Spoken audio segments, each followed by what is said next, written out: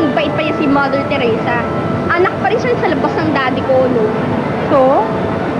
So, hindi ko siya ka-level. Dahil anak lang siya ng kung sino labandera dyan sa tabi-tabi.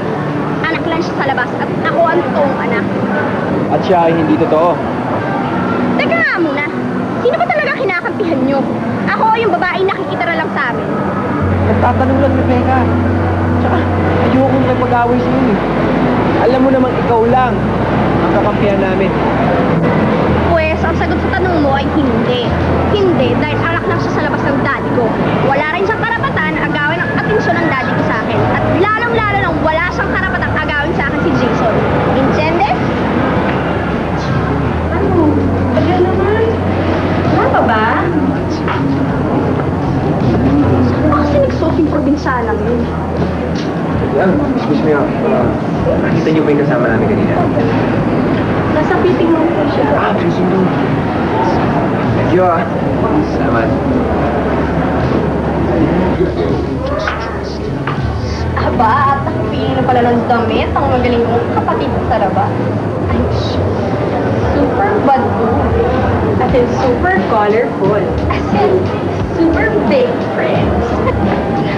Rebecca? Oh my God! Okay na ba yung suot ko? Ay, what are you wearing? Ano ba yan? Dahil hindi ba bagay? Hindi, it's not. Yung tignan mo naman yung itsura niya. Ang pangit. Ako na ang pipili ng damit niya. Mabuti pa, Steph, pagbihisin mo na to, ha? Sige na, tutulungan na kita mong pumili ng damit. What are you doing? Watch me! Meron akong magandang plan.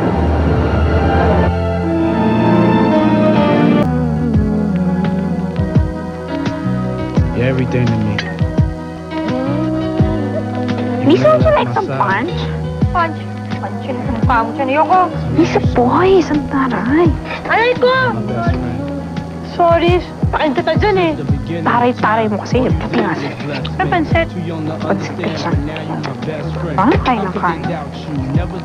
Sabi ko naman sa'yo, Manuel, huwag na tayo pumunta dito eh. Hindi tayo bagay dito. Alam mo, Arlie, hindi naman yung lugar na tong pinuntahan natin dito eh. Hindi si Andrea. Sayang nga, wala si Tia Lucy. Kung nandito siya, sana mas masaya si Andrea ngayon. Ano? Nahiya ako, baka hindi magustuhan ni Andrea tong regalo ko sa kanya. Ay naku, Manuel, magugustuhan niya yan kahit na beads lang yan. Talaga? Oo naman. Bakit ang tagal ni Andrea? Baka may problema siya. Punta mo nga siya, Rebecca.